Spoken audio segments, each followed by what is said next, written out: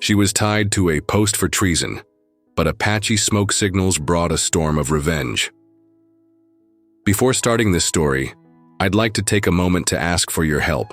If you enjoy this story, please help the channel reach the goal of 1,000 subscribers. I'd be very happy if you could subscribe. Without further delay, let's dive into this emotional story. The Arizona Territory's sun beat down mercilessly on Fort McDowell as Elena Ramirez stood before Colonel Harrison's makeshift tribunal. Her wrists bore rope burns from the rough handling, but her dark eyes remained defiant. The wooden chair creaked under her weight as she faced the three officers who would decide her fate. "Mrs. Ramirez," Colonel Harrison's voice carried the authority of a man who'd spent 20 years fighting Apache raids. "You stand accused of providing intelligence to hostile Apache forces, specifically information about our patrol routes and supply convoys. How do you answer?" Elena's chin lifted slightly. At 28, she had already buried one husband to Apache arrows and watched her small trading post become a focal point of suspicion among the white settlers. Her mixed Mexican-Apache heritage made her an easy target for accusations, especially after 3 consecutive ambushes had decimated military patrols along routes she frequently traveled. "I answer that you fear what you don't understand, Colonel," she replied in accented English, her voice steady despite the gravity of her situation. "My trading post serves all people, Apache, Mexican, American. I speak their languages because survival demands it, not because I betray your soldiers." Lieutenant Morrison, barely 25 and fresh from West Point, shifted uncomfortably. In his seat, he'd been the one to arrest Elena after finding her speaking in Apache tongue with an elderly native woman near the river. The woman had disappeared before he could question her, leaving only Elena to face the accusations. 3 patrols ambushed in 2 months, Captain Rodriguez interjected, his own Mexican heritage evident in his features, but his loyalty to the army unquestioned. Each time along routes you'd traveled days before. Coincidence doesn't explain that pattern. The courtyard fell silent except for the distant sound of horses and the everyday bustle of fort life. Elena knew the evidence looked damning, but the truth was far more complex. She had indeed been passing information, but not in the way they imagined. Her deceased husband's Apache relatives had warned her of planned raids to protect her trading post. She'd tried to warn the army indirectly, sending coded messages through trusted intermediaries, but communication had broken down when her contact, Sergeant Williams, died in a cholera outbreak. "I have tried to prevent bloodshed," Elena said, her voice growing stronger. "Your patrols were walking into traps because they refused to listen to those who know this land. I offered information that could have saved lives, but pride and prejudice made your officers deaf to warnings from a woman with Apache blood." Colonel Harrison's weathered face showed no emotion. At 52, he'd seen enough frontier justice to know that truth often got buried under the weight of fear and prejudice. But he also knew that morale at the fort was dangerously low after recent losses, and the men needed someone to blame. "The evidence suggests otherwise," he said finally. "Your movements correlate too precisely with enemy actions. Whether from malice or misguided loyalty to your late husband's people, you've compromised our operations." Elena felt the walls closing in. She thought of her young son Miguel, only 8 years old, staying with neighbors while she conducted her business. What would become of him if she was executed for treason? The irony wasn't lost on her. She who had tried to bridge 2 worlds now found herself condemned by both. "I request the right to send a message to my son," she said quietly.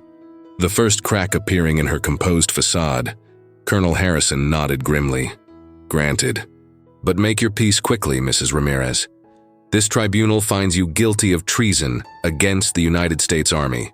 You'll be bound to the execution post at dawn." As twilight painted the desert in shades of orange and purple, Elena sat in the cramped adobe cell that served as the fort's jail. Her hands trembled slightly as she wrote a letter to Miguel, knowing it might be her last communication with her son. The scratching of her pencil on rough paper was interrupted by soft footsteps outside her cell. "Señora Elena," whispered Maria Santos, the fort's laundress, and one of the few people who still showed her kindness. The older woman's weathered hands pushed a small bundle of food through the bars. "Eat something. You need strength." Elena looked up from her letter, grateful for the companionship. Maria was a Mexican woman who'd worked at the fort for 15 years, trusted by the soldiers but careful to maintain her distance from controversies. Tonight, however, she seemed agitated. "Maria, you shouldn't be here. Association with me could bring you trouble." "Let them talk," Maria said firmly. "I knew your husband, Joaquin. He was a good man who tried to keep peace between our peoples. I don't believe you are a traitor." Through the small barred window, Elena could see the preparation for her execution. Soldiers were setting up the wooden post in the center of the courtyard, their movements mechanical and grim. She noticed Lieutenant Morrison supervising the work, his face troubled. Unlike the others, he seemed to question the swift justice they were about to dispense. "Maria," Elena said urgently, gripping the older woman's hand through the bars. "If something happens to me, promise me you'll look after Miguel. He's staying with the Hendersons at their ranch, but he'll need someone who understands his heritage." "Nothing will happen," Maria insisted, but her eyes betrayed her doubt. "God protects the innocent." As if summoned by their conversation, Lieutenant Morrison approached the cell. Maria quickly stepped back, but Elena noticed the young officer's conflicted expression. "Mrs. Ramirez, I wanted to ask you something privately," Morrison said, glancing around to ensure they weren't overheard. "The woman you were speaking with by the river, who was she really?" Elena studied his face carefully. Despite his role in her arrest, she sensed genuine doubt in his manner. "She was Nalnish, the grandmother of my late husband. She came to warn me that her grandson, Geronimo's lieutenant, planned to raid the supply wagons heading to Fort Apache. I was trying to figure out how to warn your people without revealing my source." Morrison's face paled. "But why didn't you come directly to us? Would you have believed me?" Elena asked bitterly. "A Mexican woman with Apache family claiming to have inside information about raids? Your colonel would have assumed I was part of the conspiracy." The lieutenant fell silent, knowing she was right. The Army's distrust of anyone with native connections ran deep, fostered by years of brutal warfare and mutual atrocities. He'd grown up on tales of Apache savagery, but his months on the frontier had shown him the complexity of the situation. "There's something else," Elena continued, seeing his uncertainty. "Nalnish didn't just warn me about the raids. She told me her people are planning something bigger if I'm executed. They consider me family through my marriage to Joaquin. My death would be seen as an attack on their clan." Morrison's hand instinctively moved to his sidearm. "What kind of something bigger?" She wouldn't say specifically, but she mentioned smoke signals. When Apache smoke rises from 4 directions simultaneously, it means war council has been called. All allied bands would gather for a major campaign. As if in response to her words, a thin column of smoke appeared on the horizon to the east, barely visible in the gathering darkness. Morrison squinted at it, then looked back at Elena with growing alarm. "How do I know you're not manipulating me even now?" he asked, though his voice lacked conviction. Elena met his gaze steadily. "Because in 12 hours I'll be dead whether you believe me or not. What would be the point of lies now?"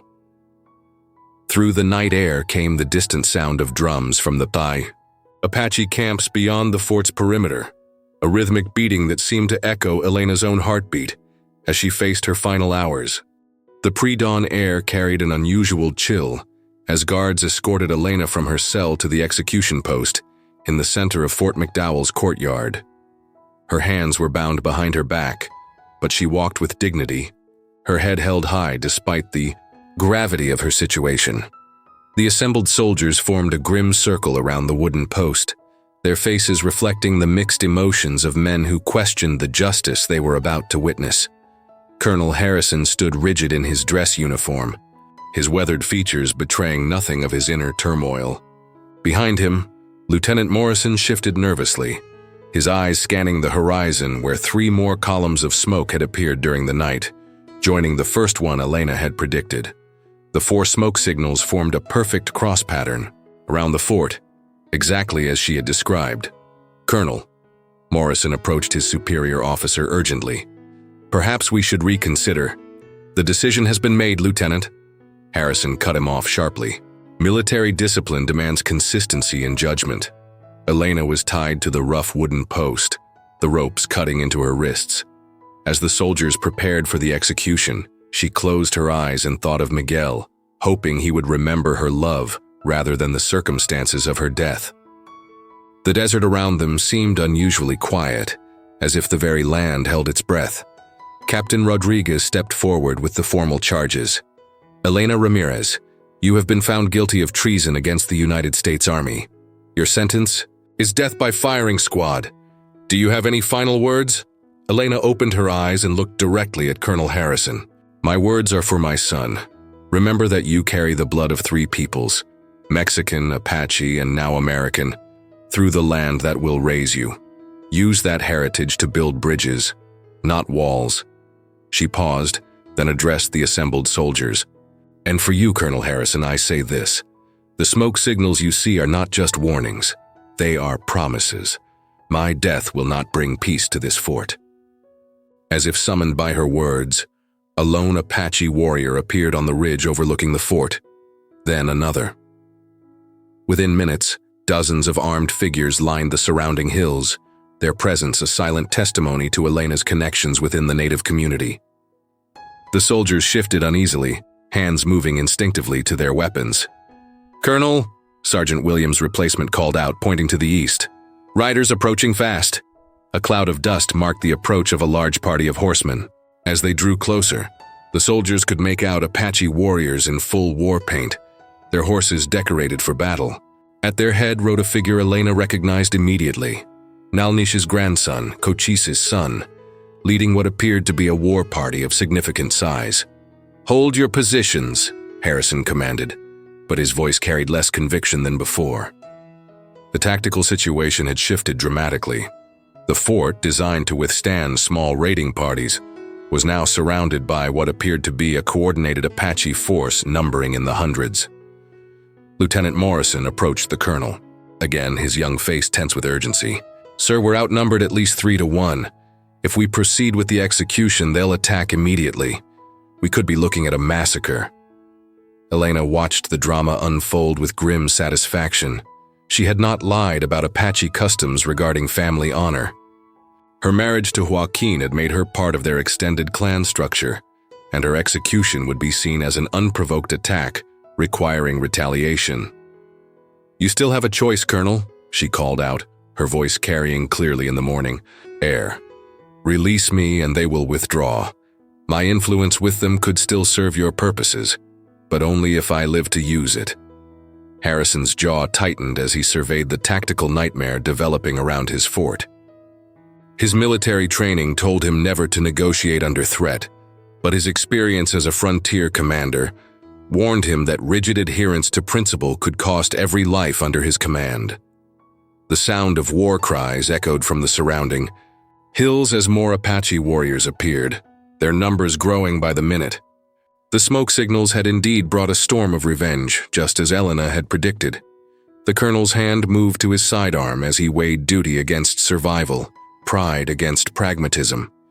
In the distance, drums began to beat again, their rhythm faster now, more urgent. The sound of war was calling, and Fort McDowell stood at the center of a brewing tempest that would test every assumption about justice, loyalty, and the price of prejudice in the unforgiving Arizona territory.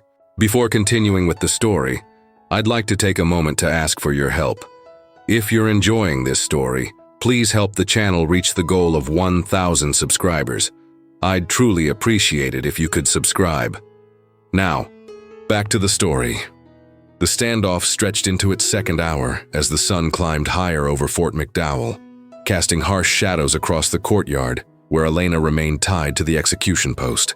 Colonel Harrison paced behind his assembled men, military discipline warring with practical survival instincts as Apache warriors continued to gather on the surrounding ridges. Lieutenant Morrison had counted over 300 warriors visible on the hillsides, with more arriving steadily. The fort's garrison of 87 men was severely outnumbered, and their defensive position, while fortified, was not designed to withstand a sustained assault by such a large force. Colonel Harrison. The call came from the main gate, where Sergeant Davis stood with a field telescope. "Single rider approaching under a white flag." The rider was an elderly Apache woman, her long gray hair braided with silver ornaments that caught the morning light. Elena recognized her immediately, Nalnish, the grandmother who had tried to warn her about the planned raids. The old woman rode with the dignity of a clan matriarch, her weathered hand steady on the reins despite her advanced age. She stopped 50 yards from the fort's entrance and called out in heavily accented English, "I am Nalnish of the Chiricahua. I come to speak for the woman you hold." Colonel Harrison stepped forward, his hand resting on his saber hilt. "This is a military matter, old woman. We do not negotiate with—" "You will negotiate," Nalnish interrupted with quiet authority, "or you will die here today, every man in your fort." Her voice carried the weight of absolute certainty, not a threat, but a statement of fact. Elena watched the exchange with growing tension. She knew Apache culture well enough to understand that Nalnish's presence meant the situation had escalated beyond a simple rescue attempt. The old woman's status as a clan elder gave her the authority to speak for multiple Apache bands, and her willingness to personally enter negotiations meant the stakes had risen dramatically. "The woman you would kill is daughter to my daughter, wife to my grandson," Nalnish continued. "Apache law says her blood is our blood. You spill it, you declare war on all our people." Lieutenant Morrison approached his colonel urgently. "Sir, our scouts report more Apache bands arriving from the south and west.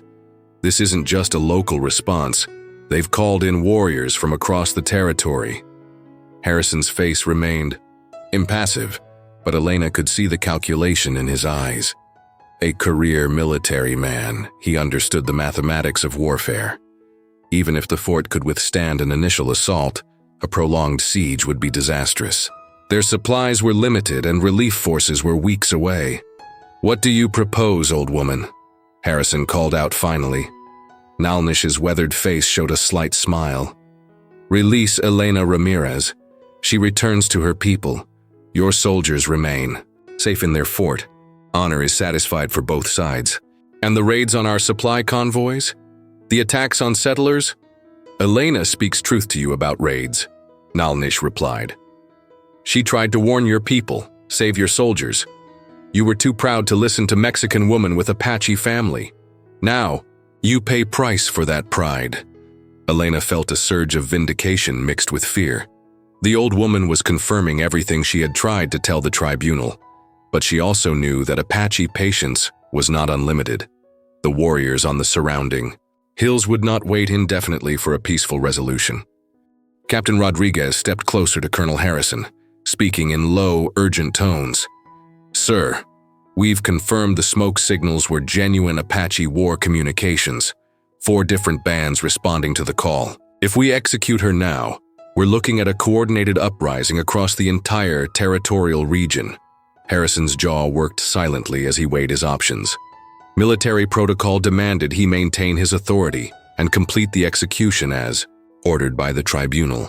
But military pragmatism suggested that discretion might be the better part of valor in this situation. "Mrs. Ramirez," he called out, turning to face Elena at the post.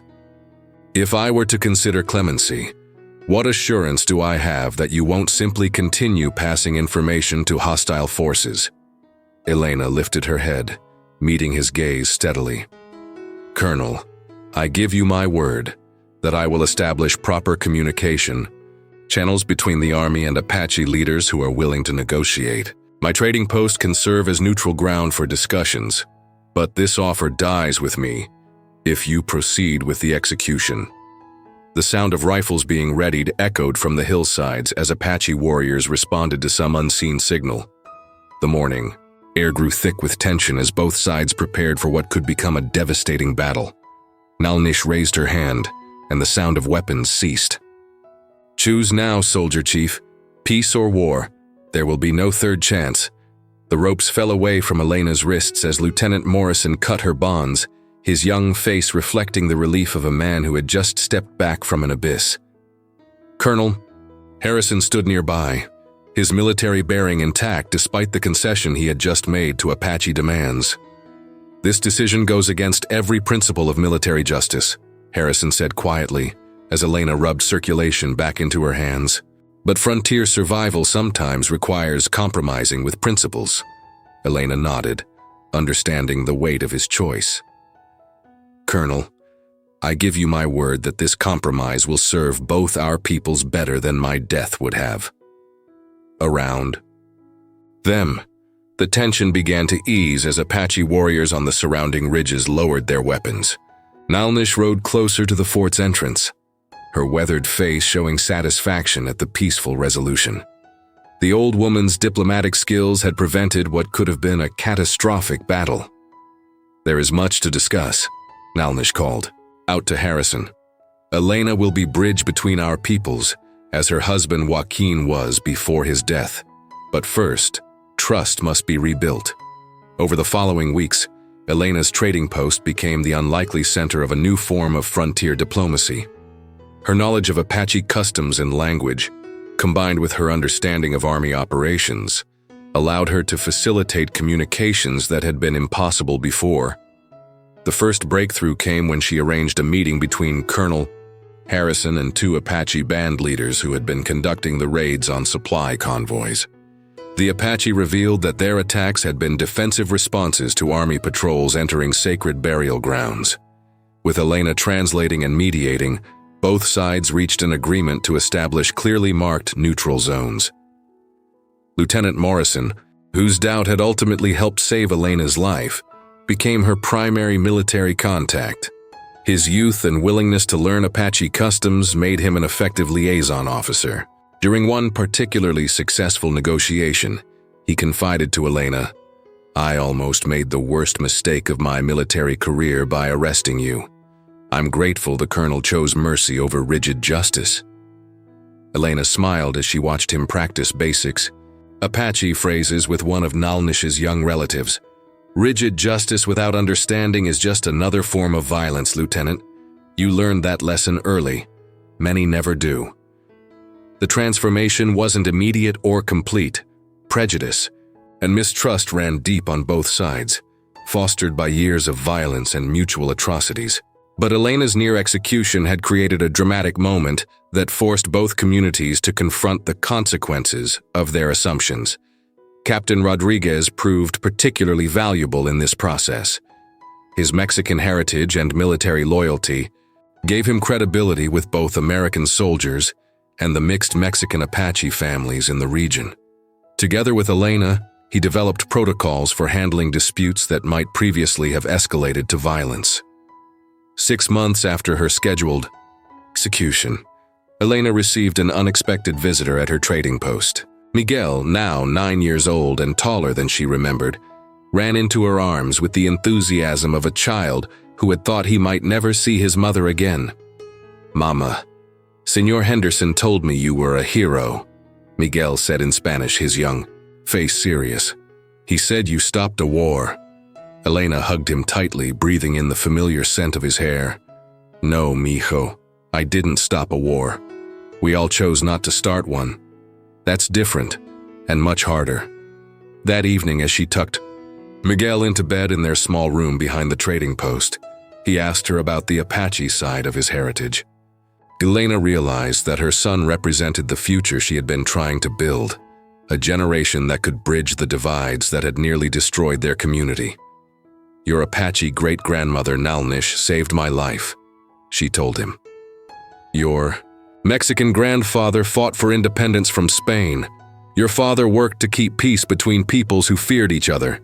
Now it's your turn to decide what kind of man you'll become." Outside their window, the Arizona desert stretched endlessly, under a canopy of stars. In the distance, the lights of Fort McDowell glowed softly, no longer a symbol of oppression but a reminder that even the most entrenched conflicts could be transformed through courage, compromise, and the simple recognition of shared humanity. Elena, had faced the execution post for alleged treason, but Apache smoke signals had brought something more powerful than revenge. They had brought the possibility of understanding. In a land where survival often depended on the ability to adapt and bridge differences, her story became a testament to the power of choosing connection over conflict, even when the easier path led toward mutual destruction.